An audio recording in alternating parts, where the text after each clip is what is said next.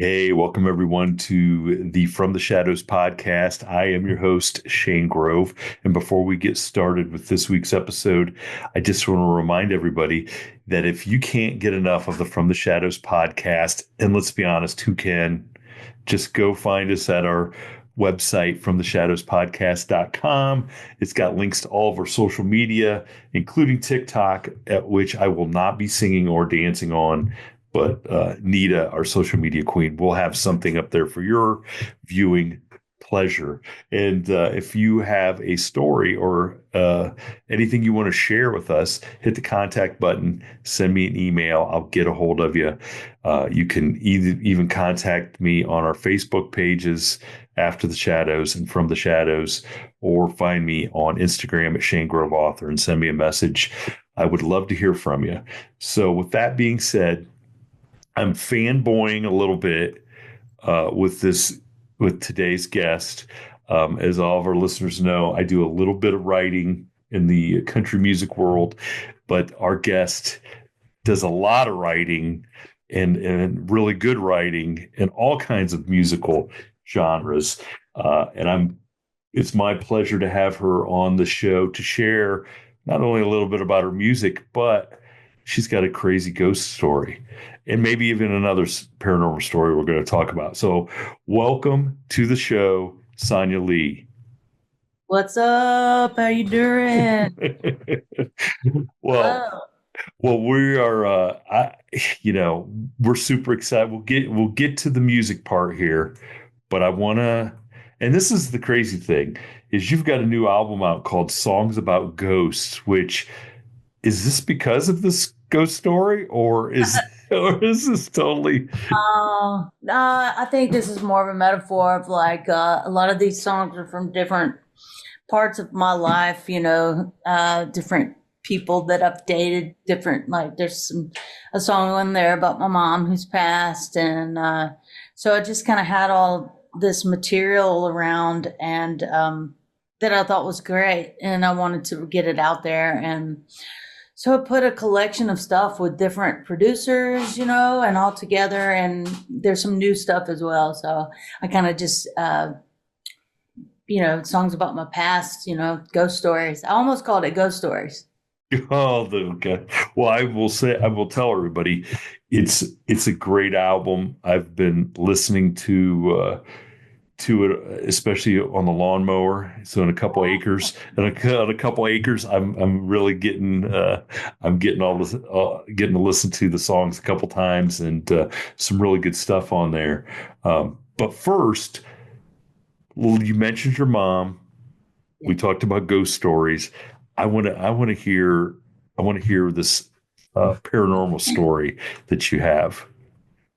Okay. So my mother was she was really into that stuff, right? The land that like my family owned in Clanton, Alabama, they called it Headley Hill, but it was like on like an Indian reservation. There was like an Indian spring and stuff down by there. There's always been some paranormal stuff around that side of my family, but having said that, this has nothing to do with all that, kind of. But my mom, she passed, and I was with her for a couple of weeks while she was in her last days, and just tying this into music. By the way, my first number one, Zach Brown band cut it. It's called Goodbye in Her Eyes.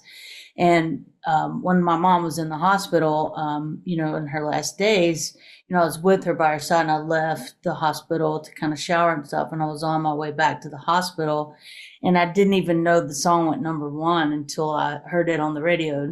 Number one by Zach Brown, Goodbye in Her Eyes, And it was such a like a double-edged sword moment because I'm going back to see my mom who's passing. It changed the meaning of the song completely for me.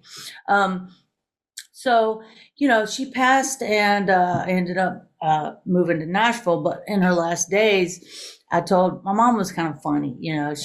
She was a jokester, and she would play tricks on me all the time. But I told her, I said, Mom, listen, I said, do not haunt me.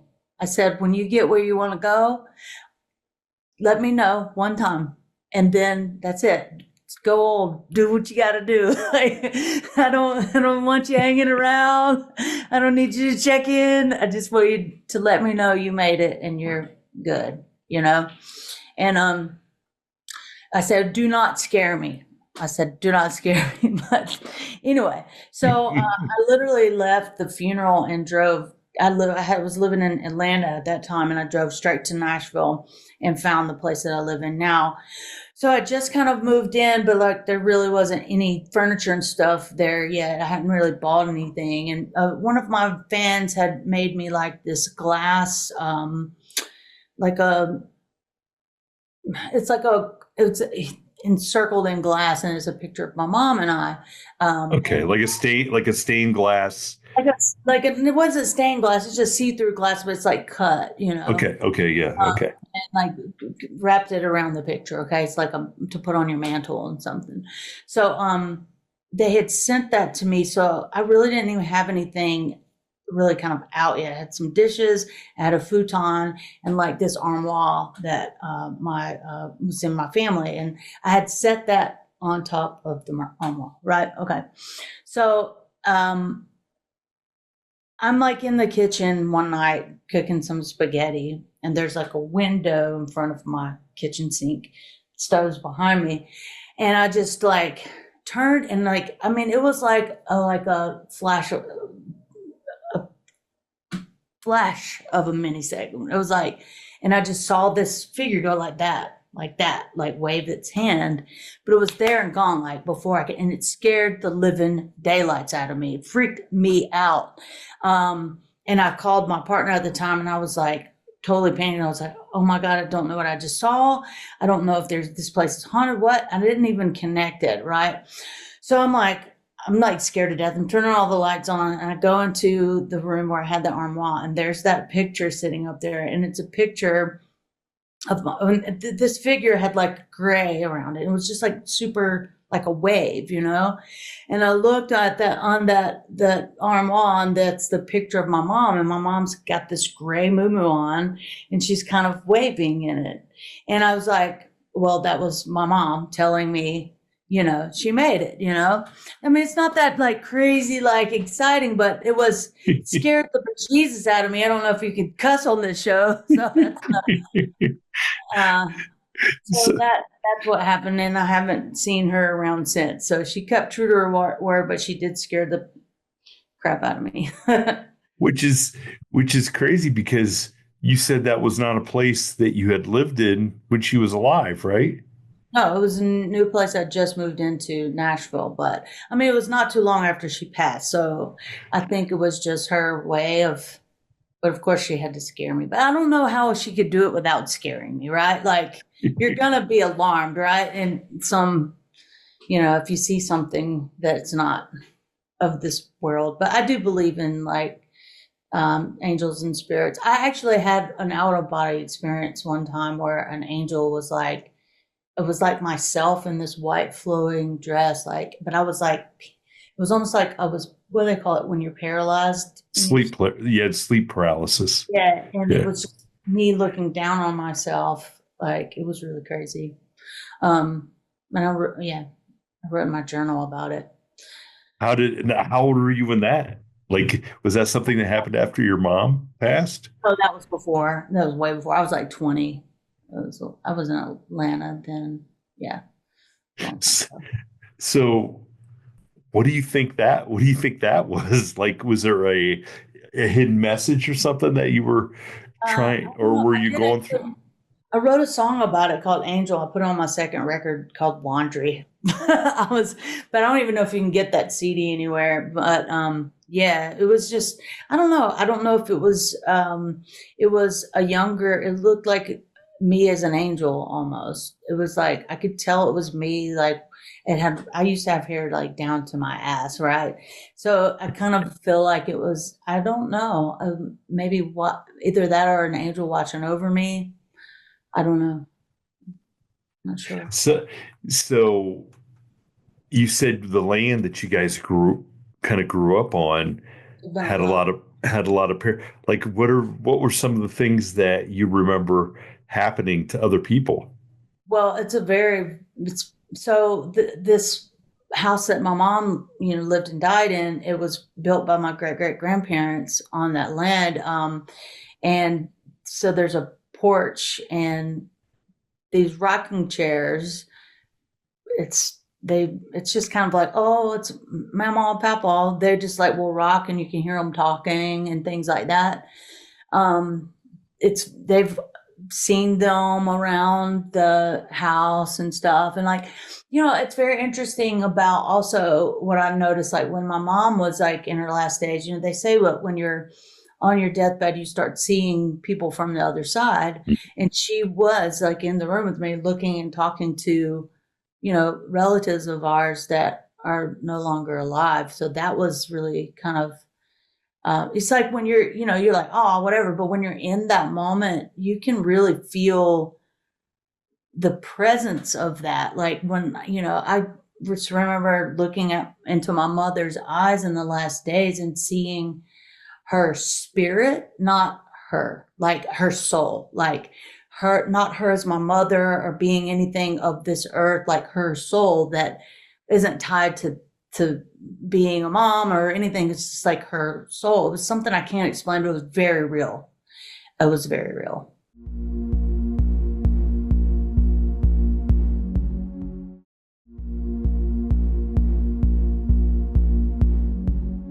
I've never heard anybody describe it quite like that, where you were looking in her eye and you could, like you were looking past her physical Yeah. self and seeing basically her essence of what she was outside of her body, you Yeah. know? It was like I saw her in a different light, not as my mother, but as like the spirit embodying this physical being, it was really wild. Now, how did that make you feel? Like, because a lot of people have those experiences and it gives them reassurance. Like, Yeah. yeah, there's something beyond, this life, and that your loved one is at peace or not in pain anymore, and that they're, you know, you know, gone somewhere else. Because I mean, obviously, that's the biggest. That's the question since the dawn of man. Like, what happens? Yeah. I mean, I feel like, I mean, she was alive, but she was going away, and I think that for me, it was more of a cosmic experience rather than a view of like heaven or hell or anything like that. It was proof that our energy is not is it's transferable. It's like we are shells and there's more to us, than what we are on this earth. That there was almost such an innocence there that it's just I can't really describe it, and I've tried to like make sense of what it actually was, but I just can't. It was just something that wasn't identified as how we identify ourselves. It just was, I don't know. Weird. No, it's kind of a beautiful thing, to consider. You know, because we all like as we get older and we break down, and you don't. I think that's the whole. You don't feel like you're old because the real essence of you is Yeah. not that. You're this vibrant person, this, creative, loving, whatever person, and your body fails you. And it seems like a shame at the time, but if you can wrap your head around that, okay, once we're done with this, then we're going to go do something else. It Yeah. kind of makes, I was uh, maybe curious as to what her next journey is, like what's next for her, and but yeah, I identify with what you're saying because it's like there have been times when I've felt that connected with that soul inside of my body and been like, you think, oh well, I'm supposed to take care of this shell that I'm in. And I'm like, oh, I'm so sorry I did this to you. You know what I mean? You're like, I think about that every time I get a bowl of ice cream. I'm right. just like, I'm hungover or it's something. I'm like, I'm so sorry. This it's too late now. It's too late now. But I mean, and so that separating from your being and like your soul, I think is something that applies to people like like somebody like you who can sit down and sing and take people to somewhere else, like take their soul, for lack of a better word, like I'm out on the lawnmower and I'm hearing like the one song "Safe Enough to Run." Okay, and as soon as that came on, I'm like, wow, I know right. I'm taken somewhere else. Okay, and that is like a gift. Like I think that um, is otherworldly. Okay. And that's like you're getting, and everybody I think has their own gift. Like, a doctor may have a gift, an athlete has a gift, a mom has a gift of taking care of everything. And it seems otherworldly, like you're not part of this world. You do stuff that's, kind of special and transforms things to take, make people feel safe or happy or sad or loved or whatever. And I think that goes with that whole spirit thing. I think it's There's been times when I've written and I felt like I was just a vessel. Do you know what I mean? mhm. Like you probably have had this experience when you're writing a song. You're like, when you're done, you're like, wow, like there's no way my brain like came up with that. Like, you know what I mean? It's like, Yeah. Yes. Yeah. Yeah. like something else. Like just I mean, I don't do it often enough, yeah, same. Like those but are special times. Special but times. but yeah, I totally understand it. And I never have those moments on the mail route where I think I'm, you know, doing something great and Except for feeding the cats. although it is an out of body experience. I'd like to be out of my body. But so did you say you had you thought you had a Yeah. UFO sighting too? I want to hear about this. I actually had this sighting with a friend. Her name, well, she goes by T-Bird. She was one of the people, a lot of people from the Zach Brown band camp know her. Like all the fans, she did a lot of the fan interactions and setting up all the meet and greets and things. So we were riding a bus together, and we were playing Merle Fest, and it was at night. The stars were out. We were out and talking, and we're just having a chat, And all of a sudden, in the sky, just like this light shoots. I mean, like so fast across the sky. There's no way it was a plane, and I thought I was the only one that saw that because we were in the middle of a conversation. I was like, "Wait." I was like, "Did you just see that?" She was like, "I just saw that." I was like, "Are you like you really just saw this?" She was like, It was so fast, and it was completely straight sideways. It was like gone.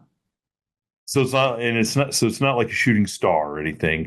It So went, that would fall down. This went yeah. straight across the sky, but like lightning. It was faster than lightning. And what part of the country was that at? I think North Carolina. That's where they do Merle Fest. I think that they've had reports of sightings around that area through UFO sightings. So that's kind of like I think off the coast of North Carolina is where some of the, like they call it, the tic tac footage that the military caught on their plane, like of the UFOs that look like tic tacs, for lack of a better term. Wow, really? Yes, and well, that's the stuff that has spurred all the congressional hearings on disclosure. Was the military finally saying, "Hey, look, got evidence. we've got evidence. We have no idea what we don't know what these things are. Although I think they do. I Well, think now they're saying that that this one scientist has proven that our energy when they can tell you where you go when you die or something like that. It's like they can monitor the energy from your body because who was it that is that Isaac Newton that was saying that energy doesn't die or end, it yeah, just you can't. You could the one place to another. you can't create or I want to say it was destroy energy. that. So the Yeah, energy that makes up us has to go somewhere. Where that's does what it? they're Yeah. saying. That there's like this um, galaxy far beyond what we've ever even imagined or thought about. Then that's where they're starting to be able to trace energy going. Really? Now that would be okay. So I have not. Find it. I'll have to find it and send it to you. Yes, that would be. So essentially, what it's saying is when the energy that escapes us when we pass, then is going to another Place. planet. Yeah. Like at Galaxy or something. Holy smokes! I mean, Okay. there's so much, that we don't know. I don't know I look at it kind of like this, like, the Native Americans didn't know what rain was or what the sun was, so they gave it a name. And, all of the things, we'll call it God or Allah or Buddha or whatever, because that's what we have to name our Mhm. experiences, right? We have to identify it, and what we can only identify it in the way that we know and can connect with it. But that doesn't put a cap on what our actual knowledge, you know, is, or can be, I guess is what I'm saying. Just because we name it and put it in a box that makes us feel good, it doesn't mean that's the constraint for that idea or whatever. Yes, I totally get it.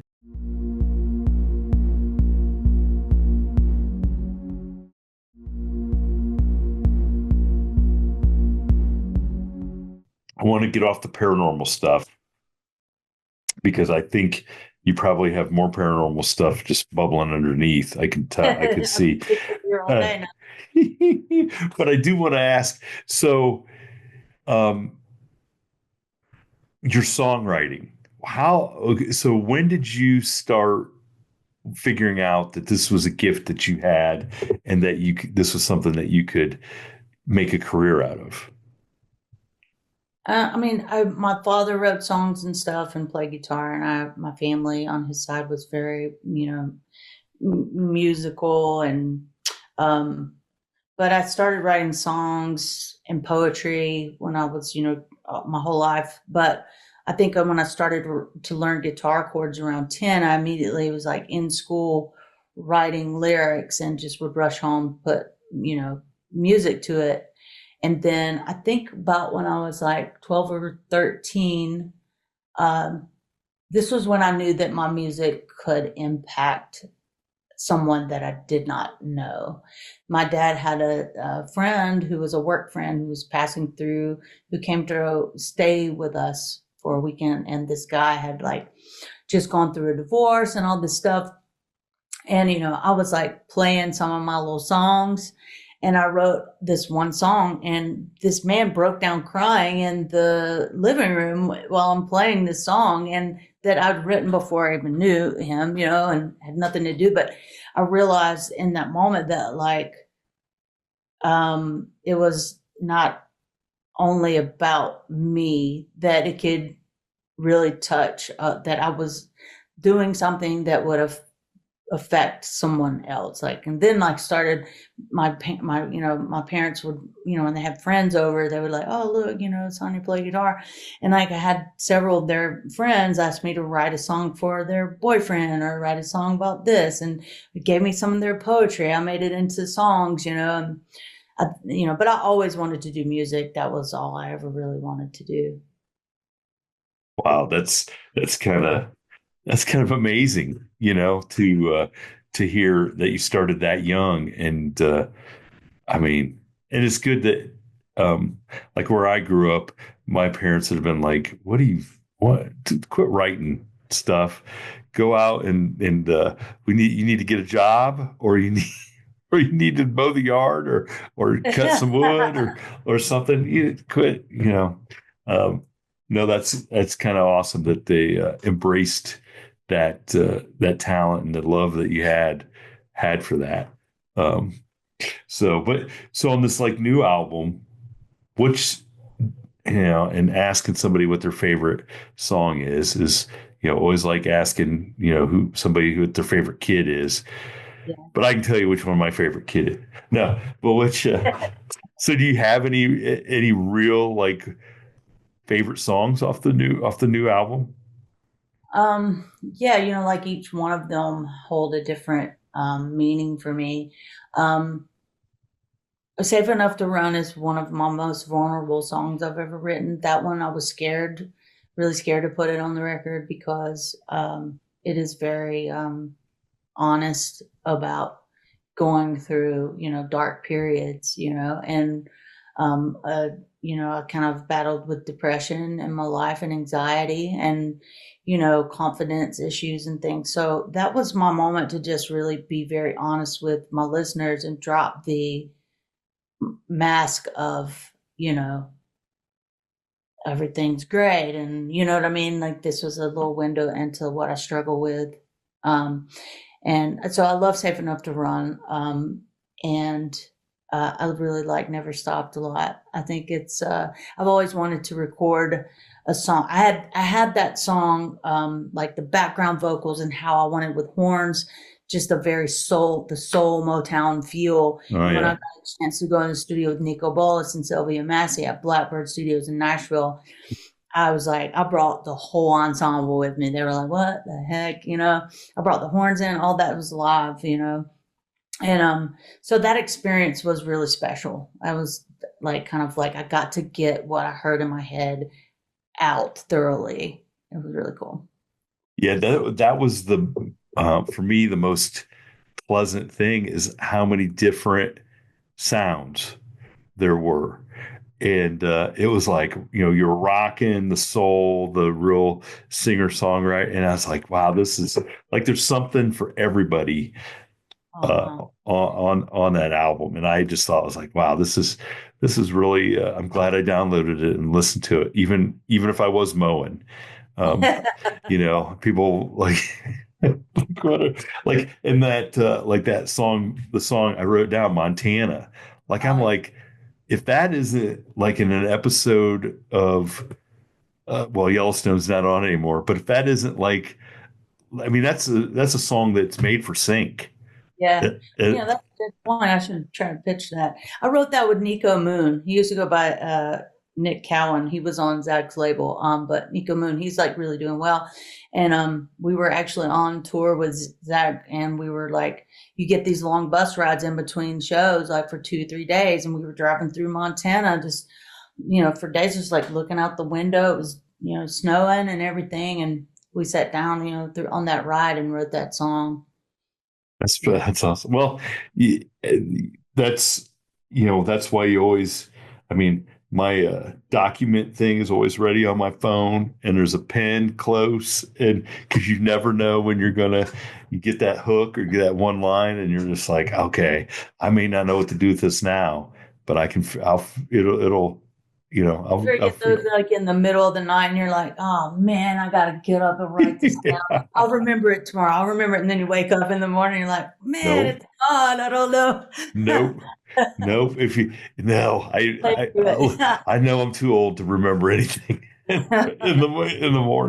In the morning. So okay, before I'll stop geeking out here, I just want to I'll ask a question for everybody listening who may not still are like looking you up and not know what would be some songs that other artists have recorded that our fans would know and say, "Oh my gosh, she wrote that." Well, well, I did some Zach Brown cuts with like Sweet Annie, and Goodbye in Her Eyes. Those two are probably the most popular that you would know. Now, Big and Rich did cut one of my songs called "Funk in the Country," but it's okay. It's okay. It's okay. So what she's saying, don't go listen to Funk in the Country. Go listen to. I like the demo that we did better, but So everybody make sure you go check out Songs About Ghosts. Download that, listen to it. And are you doing any touring this summer? Yeah, I'm having an album release party in Nashville at this place called The Underdog, June 7th. That's like during CMA week. So a lot of people will be in town. And then I'm heading over to England. I'm going to do some shows in England and Germany in late July and August. So all of our music festival in Jersey in June. All of our listeners in Europe, in England, in Germany, make sure you get tickets and go out and see Sonia and tell her that you heard her on the podcast. That'll make her that'll be the reaffirming to her that she didn't make a mistake by coming on and hanging out with. No, I really appreciate you. This is cool. I was like, what do I have to share? Well, Sonia, thank you so much for sharing. I mean, you shared some pretty personal things, so I appreciate you sharing that. And like I said, I think people will. It's the same sharing these experiences, like the ghost experiences and the other paranormal experiences are like sharing songs. Like you're sharing a piece of yourself that somebody else can relate to. And help them through something. I'm sure we have listeners that are going to have similar stories to their mom or their dad or a relative scared the crap out of them after they passed away. But that's the whole point. Is we share these stories so people feel like they're not alone. They're not crazy. So I appreciate you coming on and sharing them. Wonderful. Thank you for having me, Shane. I appreciate you.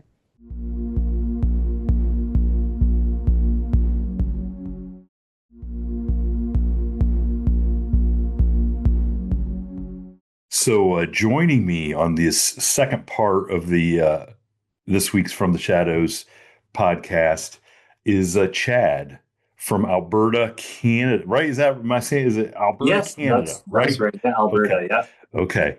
And Chad sent me an email asking me, like really sweet talking me, like, I think I saw a Bigfoot. Do you want to hear about it? I mean, that's like asking me to go out for ice cream. You know what I'm saying? So of course I want to hear about it. So Chad, we had a kind of a cool conversation, got to hear the story, but I want you to share what happened like a couple weeks ago, right? It's just only been a couple weeks. Yeah, very recently, yeah. Okay, so share with our listeners what the heck happened, and I'm going to put a disclaimer out here for all the young listeners: do not do what Chad did. Just going to tell you, don't do what Chad did. Okay.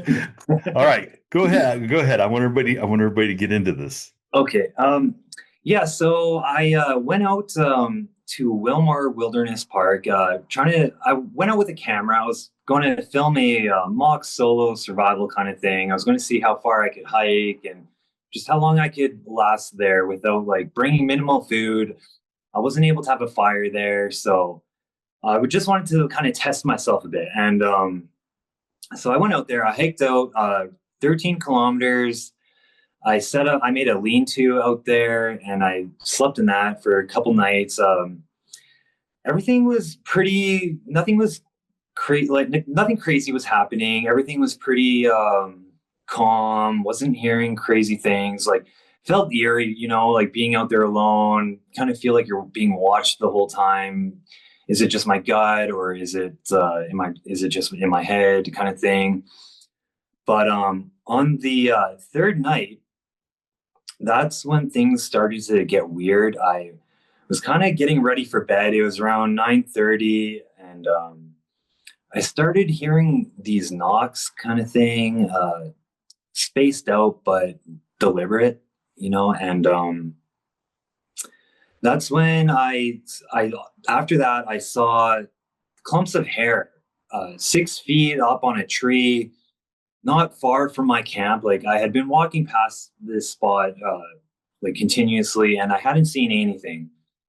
So I saw that, and I kind of hearing things that were just weird. I couldn't explain, and just had a bad feeling. And I figured I had maybe 3 hours of sunlight left. I didn't think I was actually as far as I was. I found out later that I was a bit. I thought I was at kilometer 9. So I took the chance. I hiked out back to my car at around like 10 p.m. And I'm hiking back. I start seeing all these bones, and then I see a skull just a foot off the trail. I kind of move it around with my foot, uncover it from the moss, and I put it on the trail to kind of get a better camera shot of it, see what it was. And that's when I start hearing this. I thought it was an owl, but it was a little creepy, and for sure just thought it was an owl at first. But it changed a bit, and it would hit a high note and then a rough note kind of thing, and it just didn't sound right. And I started walking away quickly, and that's when it really changed. It went to full on like gorilla, multiple gorillas kind of thing, just hoo, hoo, ah, ah, kind of thing. I know barred owls can make crazy monkey chatter kind of thing, but that was not what it was. Like I've been around owls after that, and never heard anything like that. So instantly I call my mom. I tell her, hey, I just heard Bigfoot. It was pretty amazing that I had service that deep in, but I'm talking to my mom. She's calming me down, and I'm not really paying attention to my map at all on my phone. I'm just on my phone my phone with my mom. I thought I was a goner, right? Like it was the light was fading, and I was deep in there. So I end up missing the trail that I was supposed to take out of there. I followed the more well-maintained trail, but I should have took the more game-like trail, which actually was the right trail. So I'm going down this trail, and then I start seeing more bones. Then I see this weird scat. I did take a picture of it. I didn't send it to you. I could, but weird, just big black. Lots of horse manure out there, but I don't think that's what it was. Like I know I can spot bear scat too. This just looked different. Just looked like a big person with a healthy diet kind of thing. But I kept going. At this point I probably realized I'm not on the right path, but I didn't see just the landscape. I didn't want to bushwhack at that spot. So I keep going on this trail. I go down this steep hill across this creek into these dark woods, and just keep going. I go up this hill and starts to see these really big bones, like a femur bone. Like they're scattered along this. It's not even a trail at this point, but I start getting to a spot where it's like, okay, I could probably bushwhack at this point. Like it was maybe a half-kilometer bushwhack. So I'm going, and I end up I come up close to the trail, but I had to climb a big hill. And at this point I'm dehydrated. I wasn't eating a lot, and I hadn't stopped, and so I'm feeling sick, and I knew I had to get rid of my backpack. I got to get up this hill, find my trail. So that's what I did. Ditched the backpack, find the trail, ended up getting off the trail again later that night. And that's when I was off trail. I was bushwhacking to get back on trail. And I saw there's something right in front of me that caught my attention. And as soon as I focused in on it, it moved, and it took two steps. It was it's very fuzzy thinking back on it, which is weird because it was very recently, but it was right in front of me. But I just couldn't. I thought it was a black bear at first, but it just didn't make sense of like how high it was off the ground. So and it took two steps, and it was just gone. Like it vanished behind a tree. I called, "Hey bear," just no movement. And I did have to walk in that direction to find my trail. So as soon as I saw it, I'm on the phone with my buddy Mitch, just a work buddy. He's experienced in the woods, and yeah, he was just like, I didn't even tell him that I saw a Sasquatch. I was just like, "Mitch, I just saw something." He's like, "Oh, are you crazy bugger? Like, what are you doing out there?" And so that calmed me down, and nothing happened. I was looking for it, and there's just nothing. So I ended up finding the right trail, and I made it out of there. It kind of felt like I was being paced. I heard knocks along the way, and but I made it out by around 1 a.m. It was a long night, but yeah, I was pretty much just on the phone with like my family the whole time, basically. That's really, that was the end of that night. I did go back and assembled a crew to look for my backpack. While we were out there, we ended up having to split up at some point, and I figured I'll just go down myself. I can do it. Like if I made it out at 1 a.m., like I can do it, at 3 p.m.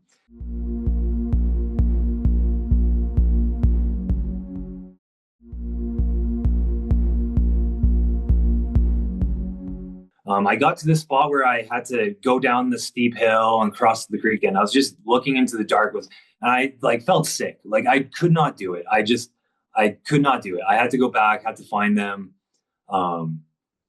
Yeah, so we ended up going back again last weekend, and still haven't found it. So we're going this weekend, and we're going to try to get it this time. Third time's a charm. Wow. But, Well, so okay, so I want to ask. I got some questions, and so now you took off to go out to your car, right? And then you started hiking back in to your camping spot as it was getting. No. I just went straight to my car. I was not going back there. Oh, so you finished the hike. Okay, so the first, okay, so because I want to get this straight. So the first time you're in there, you start hearing the owl sound. That's as you're trying to get out of the. That's when I'm on my way. That's when I'm on the trail, about kilometer 10 or so. Okay, so you weren't attempting to get back to your camping spot. I was just going to my car. You were just getting out. Okay, so now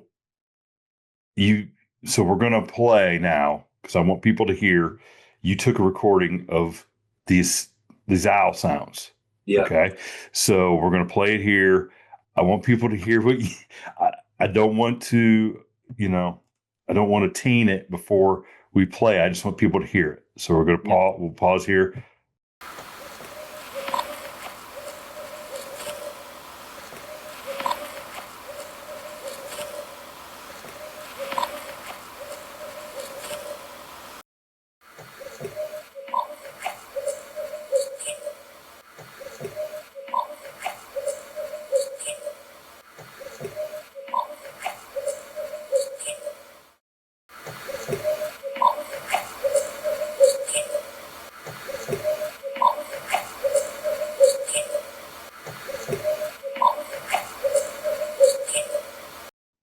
Okay, so I don't know what everybody else heard when they heard that, and they can keep replaying it, but I definitely hear like the second set of that owl making that noise is the deepest.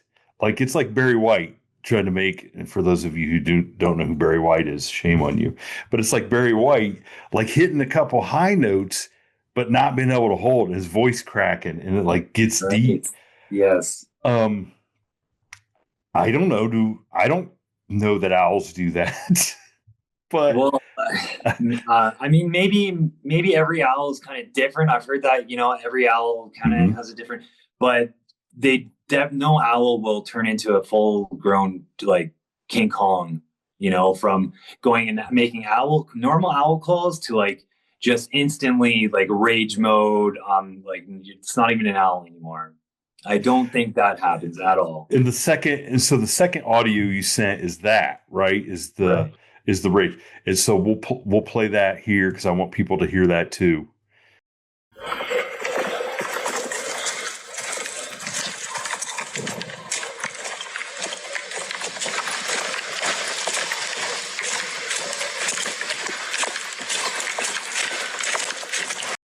And you are an experienced outdoors person. You're not, I mean, if you're going out there to do like a survival hike, Yeah, you know yeah. what's going on, right? I've hiked alone. I've heard owls. I've never been that scared in my life.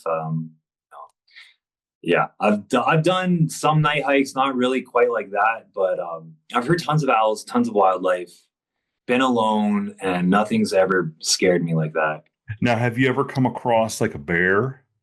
Uh, never on a trail. No. Never on trail. And so when you saw now for those, so bushwhacking, that means you're getting off the trail and you're going from one trail to the next. You're going through the the thick Yeah. woods, right? And you're making all kinds of noise doing that. It's not like you're sneaking No. through. Okay. No. Um, so what, like you see this figure standing by the tree, like how far away are you It from really this? wasn't that far away at all. But it was just black. Maybe it wasn't even all that dark out too. So like I should have been able to get a good look at it, but it just moved so quickly I really didn't, I can't say it was a bear. I can't say that it was something else. It was just, all I can say was that it was big and it was upright. It was black and it just kind of vanished. Like it made two steps and then it was just gone. But it was big enough that like I thought it was a bear, but it just didn't make sense in the moment, like how tall it was. And I don't think a bear would be standing on, I mean, okay, a bear might be standing on 2 feet, but I don't think a bear's going to take 2 steps on its hind feet. It would I drop, find it free. it would drop down and take Yeah, off. you're going to hear And something. You're going to hear more than two steps. and if you're making, so like I said, I imagine you're making a lot of noise. Uh-huh. From what I know about bears, is gonna they're either mad at you and going to attack you, or they're taking off because they're scared of you. Right. They're not going to stick around and be like, "What's this making all the noise? I just Yeah. want to see. I just want to Yeah. see." Stand still and hide.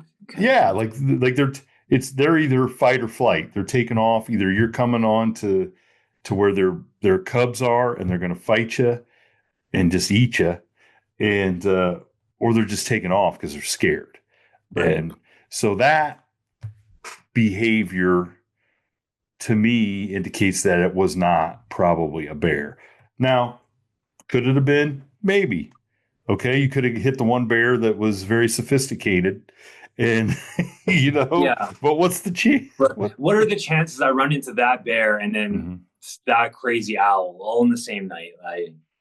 Yeah, and so you had an interesting conversation with somebody who's kind of a Bigfoot researcher up there. If you Right. want to share, I want you to share it with Yes. the audience and see, because I want them to see what their take is Yeah. on that. For sure. He had mentioned that, like, because I told him, I was like, man, this thing just kind of vanished on me. And he's like, well, I don't know exactly where this story came from, but he said that they can maybe manipulate your memory. And people say that they just vanish, but really they don't really quite remember exactly what happened. And who knows, maybe like I kind of feel like it's just fuzzy. Like that moment is just very fuzzy. But he also he told me a very interesting story about a trapper that he knew that caught a young one, and he checked the trap, and the mother came out, attacked him, or was going for him. He shot and killed it, and he was surrounded by a group of them, hearing basically the exact same thing that I heard, the monkey call, the King Kong thing, and but he was surrounded by them, and he did make it out, but he thought that it was he killed a human kind of thing, so he didn't tell anybody. He just told this guy, this taxidermist, and that's his story on that. And yeah, and that is in the same area, same general area. Yeah, same general area. Yeah. He told me he saw a predator looking thing, like the alien predator with like the big dreadlocks, just built up kind of looking thing, right in Wilmore, right in the same area I was in. But the other account was in the same general area too. So that leads me to believe that there's probably many, many, many more accounts from the same area, which I would be certainly curious to hear. And you just talked to somebody else who thought that maybe you were on a game trail and interrupted somebody, them hunting. Right. Yeah. I've been in talks with a girl that investigates in Northern Ontario, and she was saying that the reason why they might have made the owl call at first is because they didn't want to scare off the game that they had could have been chasing. And I did see a buck as like first thing on that trail, very close to where all this happened. So maybe they were doing the owl call, and then I was kind of still hanging around, just filming the owl, and that's when they turned it up a notch and kind of let me have it. Well, I wonder. Now, I don't know the whole thing about, so you not feeling well and then seeing this creature.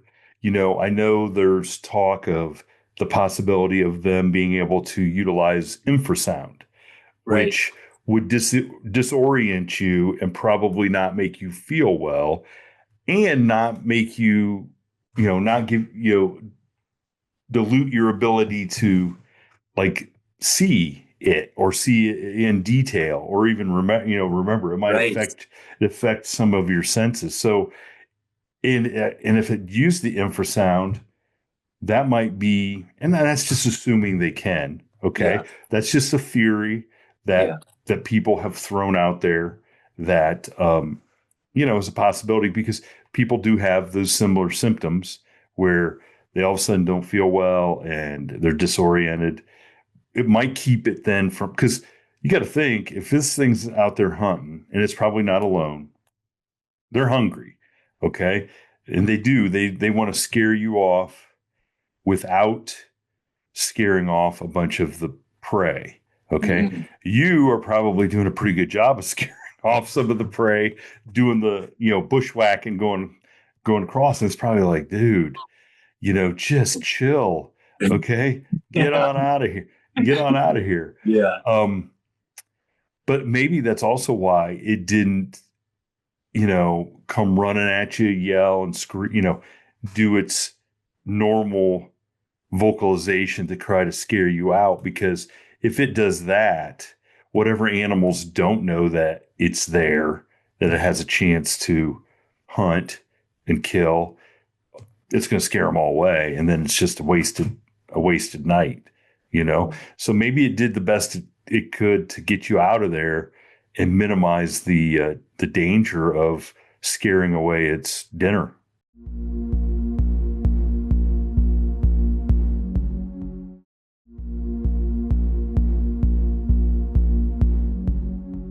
Kind of felt like they're kind of guiding me or that moment where I saw it could have been like guiding me like in the right direction kind of thing. Like just there to maybe scare me to not go one direction, kind of maybe. But yeah, other than the crazy owl or monkey call, didn't feel all that threatened after that. But I was hearing knocks and I did see something, so I did kind of have the feeling like I was being stalked. But Yeah, it was a wild night, for sure. I I certainly could tell, and I tell people, when you talk to somebody and you could tell by their mannerisms and stuff, you were very animated last night, and you could tell you were still feeling it, like you were, you know, um, this is still affecting you to a certain degree, like and trust me, I've talked to people who were, seasoned hunters, military people, law enforcement people who have these type of experiences, and it does the same thing to them. People who are trained to not get excited or lose their focus, or or lose their train of thought as to where they need to go to get out of something. It does the same. It affects them the same way. So don't feel like like you're No, like I can't imagine what it would be like to be out there in the dark. And no, I mean, hey, look, the fact that you called your mom, I mean, come on. If I called my mom, and I said, I think there's a Bigfoot, she'd be like, well, I told you not to right? go, it's be like, that's Oh, not helping, mom. Come oh on. yeah, she just heard how scared I was, and like, oh, I feel so bad for her now because like I put her through so much stress that Yeah. night. Like, first, oh mom, I heard Bigfoot. I was like, then mom, I'm way off trail. Like I got a bushwhack like half a kilometer. Like I just put her through so much that night. But Oh, yeah. The poor lady. So when so obviously then you've had some exposure to Bigfoot and the idea of Bigfoot. If you were thinking that, then like what? So what was your thought? What was your previous thoughts? Like, was that anything you ever considered while you were out hiking that you could run into? Or yeah, I mean, growing up in Alberta, having the Rocky Mountains right there, I've always known about Bigfoot. My family's kind of been open to it, but I didn't go out there kind of thinking I'm going to find it or whatever. But yeah, no, it just didn't make. I just knew it wasn't an owl. Like it was just that gorilla call was just so prominent. Like it was so distinct. Like I just knew this isn't an owl, and it just with the timing and me kind of like messing around with this skull, like I kind of felt like I was being borderline disrespectful, and I was just like, I did it. Like I pissed. I guess Bigfoot's out here, and even the area I was in, like it's very remote, and like Grand Cache, it's if anything could be living out there, like it very easily could be on those trails out in that bush. So I've always been kind of open to it, and so when it did happen, I was like, Jesus, like this is real. This is real. so there's trails out there, but how many people actually go out there and are on those trails? Not many. There are some people will go on horseback, but it's not. It's really this Wilmore area. Not a lot of people go there. People will go to Jasper or Banff, or if they're feeling risky or like they want to explore, they'll go to Nordegg. But like nobody goes to Wilmore. Not unless you're like from that area. But still, like not a lot of people go on this trail.